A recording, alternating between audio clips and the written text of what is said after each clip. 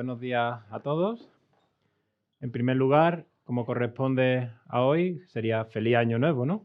Feliz 2026. Y comenzando con esa frase, pues podríamos hacer la observación típica que hacemos siempre, muchas veces también desde el púlpito, ¿no? ¿Cuánta gente se propone hacer cambios en el año nuevo? Todo el mundo. De hecho, si ves YouTube habitualmente, ya está plagado de vídeos explicándote por qué eso no funciona desde el punto de vista de la psicología. Y bueno, quiero pediros que preparéis vuestra mente, vuestro corazón, que prestéis atención, porque sabéis que mis predicaciones a veces pueden ser densas, y esta lo va a ser, pero creo que va a ser de mucha, mucha bendición. Para mí lo ha sido muchísimo prepararla. Y sin dar mucha más introducción, vamos a pasar directamente a los objetivos de esta predicación. ¿Por qué quiero marcar unos objetivos? Son 3. El primero sería honrar a los que son fieles y valientes en medio de situaciones desesperadas. En segundo lugar, si eres creyente, espero que esta predicación te dé herramientas, fortalezca tu fe y te permita compartir el Evangelio con otros de una forma más poderosa, si cabe, ¿no? Y si no eres creyente y estás aquí en la iglesia o estás viendo esto a través de la reproducción en YouTube, espero que sirva para que comprendas que la fe dentro del cristianismo es simplemente un pequeño paso natural de haber comprendido un hecho histórico que no tiene precedentes, que es la resurrección de Cristo. No es fe a ciegas, es fe razonable. Y vamos a dividir la predicación en 2 partes. Una primera parte que he titulado Fieles en el silencio, que abarca Lucas 23, del 50 al 56, y tiene que ver con la sepultura de Cristo. Porque no vamos a hablar solamente de su resurrección, sino que vamos a ver el cuadro completo. Lo sepultaron y luego desapareció de la tumba, ¿no? Y en la segunda parte, que he titulado Un hecho inesperado, que trata de su resurrección, que abarca los versículos del capítulo 24 de Lucas, del 1 al 12. Entonces, pasando ya a la primera parte, quiero comenzar, fieles en el silencio, con una pregunta. ¿Te has encontrado alguna vez en una situación donde no tenía sentido seguir? Cuando parece que aquí ya no hay nada que hacer y todos se van, todos se marchan. A lo mejor tú eres de los que se quedaba en medio de eso, o eres de los que decía, efectivamente, aquí se acabó la fiesta, nos vamos. Pero ¿recuerdas si alguna vez una situación así cambió, y solamente los que se quedaron cuando no tenía más sentido hacerlo pudieron verlo? Pues a veces la fidelidad no parece cambiar nada. A veces hay situaciones donde quedarse parece inútil y sin embargo hay historias que nos recuerdan que permanecer en ese silencio puede marcar la diferencia. Indagando un poquito en alguna historia que me sirviera de ejemplo, encontré esta, que está representada por este faro. Si pasamos las diapositivas, por favor. ¿Otra? ¿Otra más? ¿Y otra más? Aquí, el faro, ¿vale? Durante la Primera Guerra Mundial, muchas infraestructuras costeras europeas quedaron prácticamente inutilizadas. Habían puertos cerrados, rutas marítimas suspendidas, zonas enteras consideradas perdidas o inservibles. Y entre ellas había varios faros. En algunos casos las autoridades redujeron el personal al mínimo, ¿de acuerdo? No había tráfico marítimo y no había razones prácticas para seguir encendiendo los faros porque no había barcos. En uno de esos faros se quedó una persona que sabía cuál era la situación, sabía que nadie vería esa luz y que no había razones prácticas para seguir encendiéndola cada noche. Pero cada noche subía los escalones, limpiaba la lente y encendía la luz. No lo hacía porque esperaba que ocurriese algo, sino porque quería ser fiel a su deber. Y durante semanas no ocurrió nada de nada.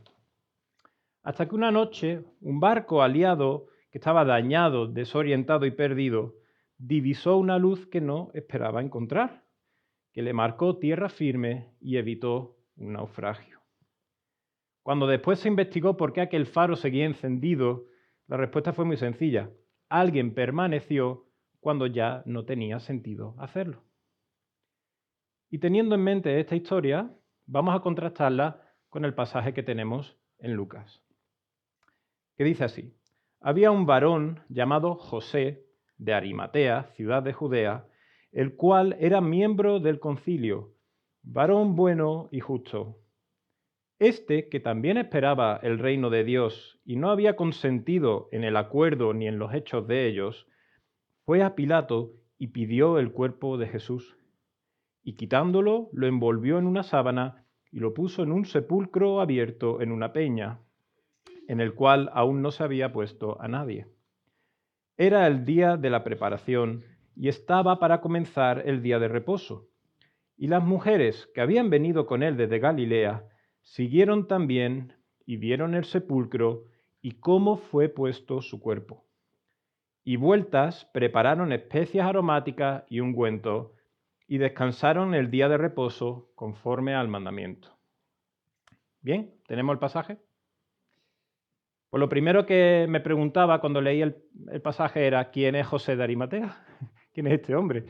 Nadie lo menciona en ningún momento de todo el Evangelio hasta que, llegado este momento, los 4 Evangelios, Mateo, Marcos, Lucas, Juan, tienen algo que decir acerca de este José. Así que sin pararnos a ver todos los Evangelios y todos los detalles, pues eso no tendría sentido, ¿vale? Sí que voy a daros algunas cosas que quiero resaltar sobre este hombre. Y es que de José nos dicen que era un hombre rico y miembro del Sanedrín, pero también que era un hombre bueno y justo que esperaba el reino de Dios. Y en uno de los evangelios nos dice que era discípulo de Jesús en secreto. No estuvo de acuerdo con las decisiones ni con los actos del Sanedrín, y fue él quien se presentó ante Pilato para pedir el cuerpo. Además, contaba con una tumba nueva, sin estrenar, que estaba cerca del lugar de la crucifixión, algo muy conveniente porque había que enterrar a Jesús antes de que empezara el día de reposo. Ahora bien, ¿qué os llama la atención de José? Que fue discípulo de Jesús, ¿en qué? En secreto. Y como miembro del Sanedrín y persona influyente en su entorno, tenía miedo de proclamarse públicamente como seguidor de Jesús, sino porque iba a seguirlo en secreto. Sin embargo, ahora que Jesús ha muerto, cuando todo parece confirmar que ni es el Mesías, ni es el Salvador del pueblo judío, ni nada de nada, José da un paso adelante y se presenta ante Pilato. ¿Creéis que este acto mantiene su secreto? Por supuesto que no. Este gesto supone una exposición pública, porque cualquier otro miembro del Sanedrín podría preguntar: oye, ¿qué pasó con el cuerpo de Jesús? Pues José, el de Arimatea, pues se lo pidió a Pilato. O sea, él, que es miembro del Sanedrín, que ha estado ocultando su seguimiento de Jesús durante todo este tiempo, ahora que solamente queda un cadáver, es cuando decide dar un paso adelante. Esto contrasta mucho con la actitud de los 11 discípulos de Jesús y otros muchos, que ¿qué hicieron cuando se vino la situación? Salir corriendo, ¿no? Salieron corriendo ocultándose por miedo de lo que les pudiera suceder. Pero cuando los discípulos visibles se esconden, Dios revela a los discípulos que estaban ocultos. Y bueno, si estoy hablando de José, ¿por qué hablo en plural? Pues porque en el Evangelio de Juan encontramos otro detalle, y es que Nicodemo, que sí nos suena de otros capítulos en Juan, acompañó a José de Arimatea, y juntos bajaron el cuerpo de Jesús de la cruz, lo envolvieron en sábanas limpias y lo colocaron en el sepulcro. Ahora, no quiero que infravaloremos lo que está ocurriendo aquí. Esto tiene un enorme peso tanto para José como para Nicodemo, porque según la ley, tocar un cadáver te hace impuro durante por lo menos 7 días. No puedes participar de la vida religiosa, no puedes entrar en el templo, no puedes hacer nada. ¿Y todo esto cuándo lo hacen? El día antes del sábado de Pascua, que además es el día que marca el inicio de la Semana de Panes sin Levadura, que es la fiesta más importante de los judíos cuando recuerdan la salida del Éxodo. Es cuando todo el mundo está en Jerusalén es cuando todas las familias se reúnen, es cuando la observancia religiosa está en su pico más alto. Y José de Arimatea y Nicodemo se contaminan, bajando el cuerpo de Cristo de la cruz. No están haciendo algo privado ni invisible. Se están marcando públicamente en el peor momento posible y en las circunstancias más penosas de todo el ministerio de Jesús, cuando estaba muerto. ¿Cómo es posible que esto suceda? Estos hombres, nobles, ricos, miembros del Sanedrín, haciendo una locura, lo que es un suicidio social prácticamente, ¿no? Pues no es casualidad, pero tampoco les resta ningún mérito. Y es que Dios mismo había anunciado siglos antes, a través del profeta Isaías, que Jesús tenía que ser enterrado entre ricos. En Isaías 53:9 dice, y se dispuso con los impíos su sepultura, mas con los ricos fue en su muerte.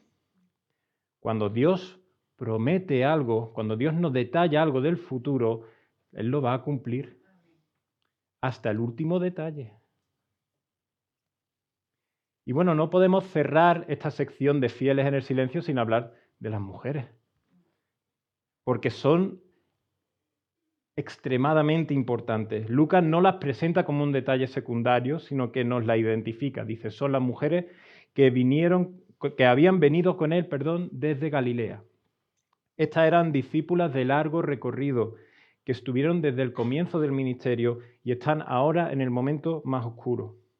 Y Lucas ya nos había detallado en pasajes anteriores que estas mujeres habían estado presentes durante la crucifixión, que la vieron desde lejos. Pero es que ahora además nos dice que siguen a José y a Nicodemo para ver hasta el sepulcro y observan cuidadosamente el lugar y cómo colocan el cuerpo. Esto es importantísimo porque las mujeres no solo creen que Jesús murió, le vieron, son testigos oculares de que fue crucificado y murió en la cruz. Pero es que tampoco saben que hay una tumba, saben cuál tumba, saben cuál es, han ido presencialmente allí y la han visto cómo colocaban el cuerpo. Así que las mujeres, en tanto que se han permanecido fieles durante todo el recorrido de Jesús, incluidos estos peores momentos, se están convirtiendo en los testigos más fiables, porque lo están viendo todo. Pero no es lo único que quiero resaltar de ellas, porque fijaos que en este momento de silencio, donde ya no ha ocurrido nada, ¿no? Después del apagón de la crucifixión y Jesús expirando su último aliento, ya no ocurrió más nada. Es lo que había era silencio. Aquí Jesús no va a devolverles nada en estos momentos, pero siguen preocupándose por él, preparando especias y ungüentos para honrar el cuerpo de su maestro. Os pregunto una cosa, ¿las mujeres están esperando una resurrección? No parece. Si estamos preparando ungüentos, especias aromáticas, cosas para que el cadáver no se deteriore más, ¿no? No parece que estén esperando que Jesús vaya a resucitar. Simplemente era su maestro, le querían y quieren honrarle, ¿no? Pero una última cosa. Lucas nos quiere dar otro detalle, que es que las mujeres descansaron el día de reposo conforme al mandamiento. Entonces, no solamente son fieles a Jesús, son también obedientes a la ley.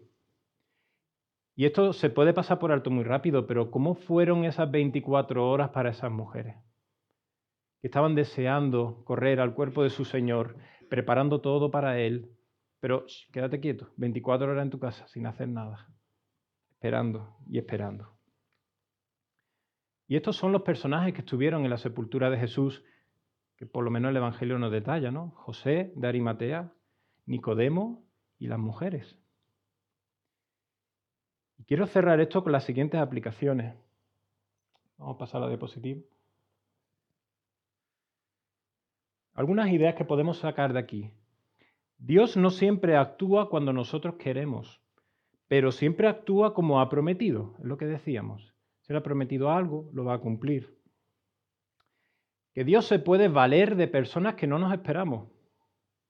Los discípulos de Jesús salieron todos corriendo y ahora surge de repente un hombre y decide, mira, voy a honrar a Cristo, ¿no? Y sale ahí de la nada, de la oscuridad, ¿no? Y que muchas veces solo quienes permanecen fieles cuando no pasa nada son testigos de lo que Dios estaba preparando. Y con esto vamos a entrar en la segunda parte, que como decía he titulado Un hecho inesperado. Yo creo que hemos visto con claridad a quienes permanecieron durante la sepultura de Cristo. Pero ahora vamos a dar el siguiente paso. Y vamos a fijarnos en cómo Lucas nos cuenta la resurrección y por qué lo hace de la manera en que lo hace. Porque quiero recordaros que Lucas no está escribiendo propaganda religiosa. Él mismo detalla al principio del Evangelio sus intenciones. Fijaos lo que decía en el primer capítulo.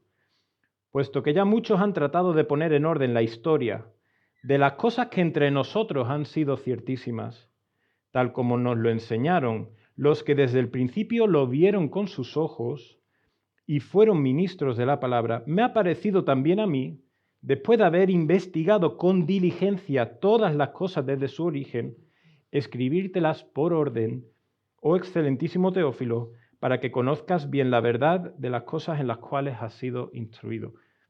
Lucas está expresando que es especialmente importante ser honesto a la hora de escribir lo que ha pasado. Y lo va a hacer. Y eso va a dejar mal a algunos. Vamos a leerlo aquí a continuación. Fijaos. El primer día de la semana, muy de mañana, vinieron al sepulcro, está hablando de las mujeres, trayendo las especias aromáticas que habían preparado y algunas otras mujeres con ellas. Y hallaron removida la piedra del sepulcro. Y entrando, no hallaron el cuerpo del Señor Jesús. Aconteció que estando ellas perplejas por esto, he aquí se pararon junto a ellas dos varones con vestiduras resplandecientes. Y como tuvieron temor y bajaron el rostro a tierra, les dijeron, ¿por qué buscáis entre los muertos al que vive? No está aquí, sino que ha resucitado. Acordaos de lo que os habló, cuando aún estaba en Galilea, diciendo, es necesario que el Hijo del Hombre sea entregado en manos de hombres pecadores, y que sea crucificado y resucite al tercer día. Entonces ellas se acordaron de sus palabras y volviendo del sepulcro, dieron nuevas de todas estas cosas a los 11 y a todos los demás. Eran María Magdalena y Juana y María madre de Jacobo y las demás con ellas quienes dijeron estas cosas a los apóstoles. Mas a ellos les parecían locura las palabras de ellas y no las creían. Pero levantándose Pedro, corrió al sepulcro y cuando miró dentro vio los lienzos solos y se fue a casa maravillándose de lo que había sucedido. El relato comienza con las mujeres volviendo al sepulcro muy de mañana después del día de reposo. Y ese es un detalle. Lucas nos dice que era el primer día de la semana, el domingo. Y no van, como decía antes, como quien espera a su Señor resucitado, como Él ha venido diciendo.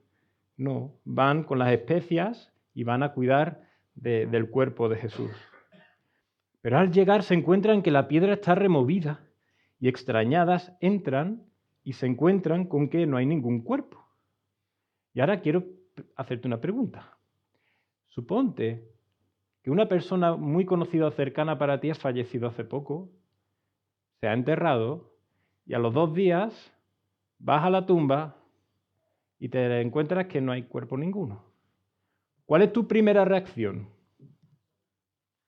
Te abres los ojos, ¿no? Sí, gigante, abres la boca probablemente. ¿Qué ha pasado? ¿Dónde está el cuerpo? Pues así es como estaban las mujeres. Es una reacción completamente normal cuando ocurre algo que no te esperas, ¿no? Pero en medio de esa confusión aparecen 2 varones con vestiduras resplandecientes y las mujeres nos dicen, ¡ah, es que Jesús ha resucitado! Aquí vienen los ángeles, un éxtasis religioso aquí. No, no, no. Se asustan, se tiran al suelo, bajan el rostro a tierra y dicen, ¿qué está pasando aquí? Y los ángeles apelan a su lógica con una pregunta. Dice, ¿por qué buscáis entre los muertos al que vive? Fijaos, otra manera de hacerlo sería decir, ¿qué estáis haciendo? ¿Qué estáis haciendo? Es como si los propios ángeles se han quedado perplejos por la perplejidad de las mujeres. Y le ayudan, dicen, no está aquí, sino que ha resucitado. Los ángeles además justifican su primera pregunta diciendo, acordaos de lo que os habló. Y cuando las mujeres recuerdan las palabras de Jesús es cuando empiezan a comprender lo que está sucediendo. ¿Qué quiero decir con esto? Que la resurrección no es una explicación improvisada ni una reinterpretación de que la tumba esté vacía. La resurrección había sido anunciada, estaba previsto. Otra cosa es que nadie se lo creyera, otra cosa es que nadie pensara que eso de verdad iba a pasar. Lucas continúa diciendo que las mujeres vuelven del sepulcro y anuncian todo esto a los 11 y a los demás, ¿no?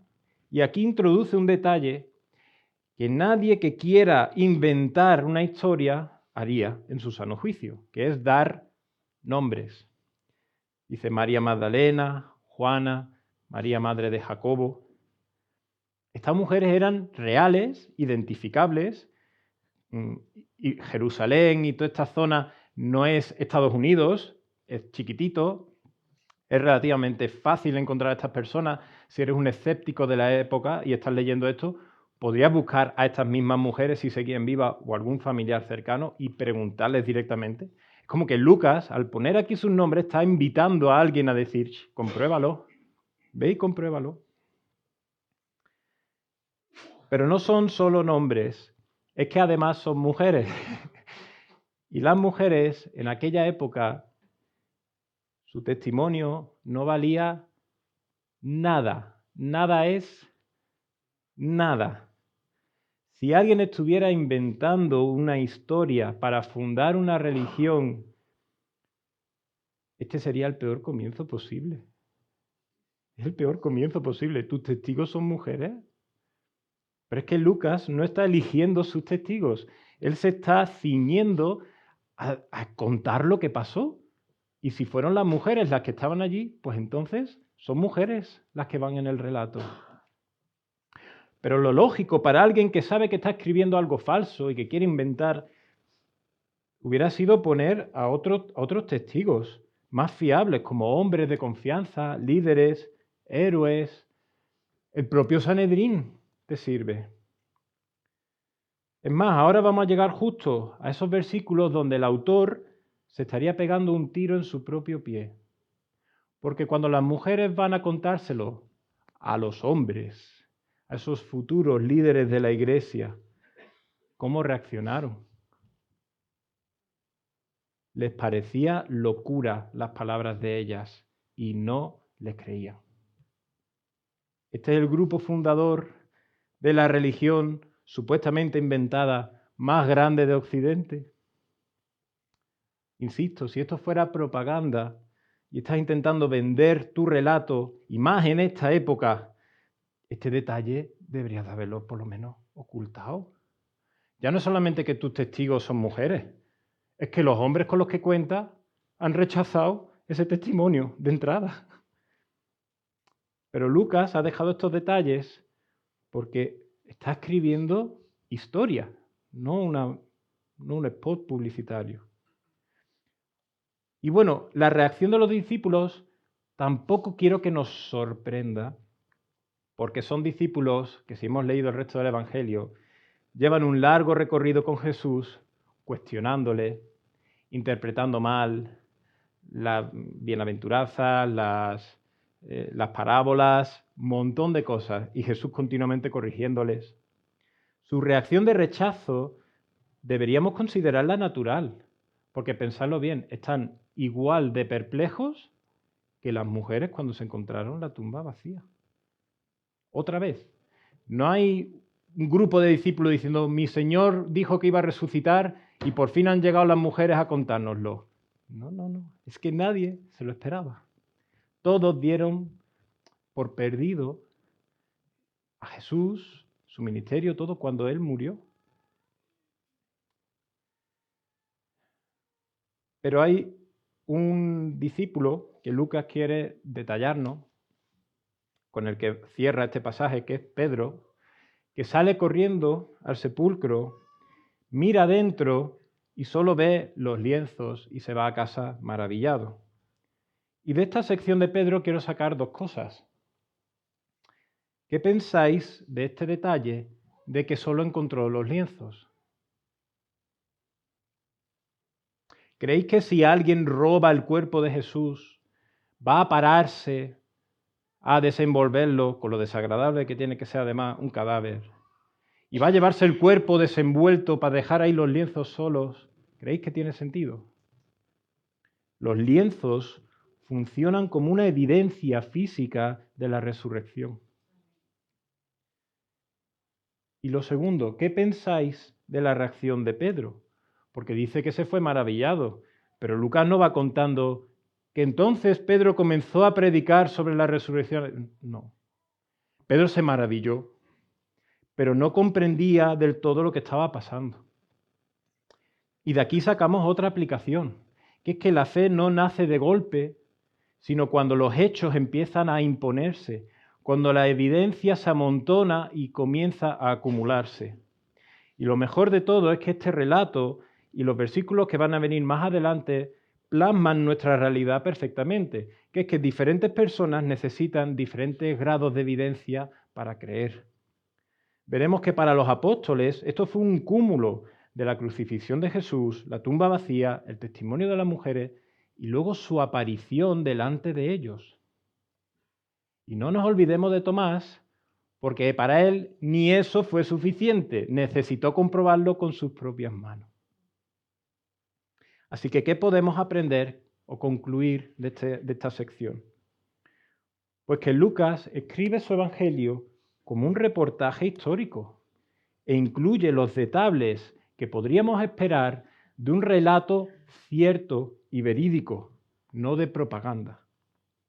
La resurrección ya estaba anunciada, pero nadie fue capaz de darse cuenta de lo que estaba ocurriendo. Y que la fe, como decía, nace conforme los hechos comienzan a imponerse y la evidencia se acumula. No es un salto a ciegas. Nadie está pidiendo a nadie tener fe ciega. Es una fe que Dios, afortunadamente, ha permitido que pueda ser razonable. Todo lo que está ocurriendo aquí se explica por la resurrección. Fijaos, vamos a pasar a la diapositiva. La resurrección de Cristo no es la explicación cómoda, es la que encaja con los hechos. ¿Y sabéis qué? Que la resurrección no solamente explica esa tumba vacía, explica también la transformación de los discípulos, el origen del cristianismo y por qué este mensaje no se apagó, sino que se extendió. El mismo apóstol Pablo lo escribe claramente en sus cartas años después. Por ejemplo, en 1 Corintios 15, en los versículos 3 y 4, dice: porque primeramente os he enseñado lo que asimismo recibí, que Cristo murió por nuestros pecados conforme a las Escrituras, y que fue sepultado y que resucitó al tercer día conforme a las Escrituras. Este es el mensaje, este es el núcleo de nuestra creencia. Cristo murió, fue sepultado y resucitó al tercer día. Y tal y como está contado el relato, tuvo que ser así.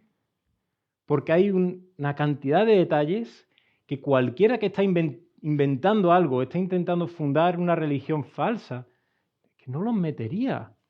Y encima estamos hablando de un mensaje que durante ese primer siglo, e incluso el segundo y hasta el tercero, fue perseguido. La gente moría por compartir esto. Querían, silenciar completamente este movimiento. Pero era imposible porque Jesús había resucitado de verdad. Y Lucas y Pablo no están escribiendo esto solo para informarnos, sino también para confrontarnos con una decisión. Porque si Jesús, murió y resucitó y decía ser el Hijo de Dios, entonces la pregunta final no es solamente histórica, sino profundamente personal. ¿Qué vas a hacer tú con Jesús?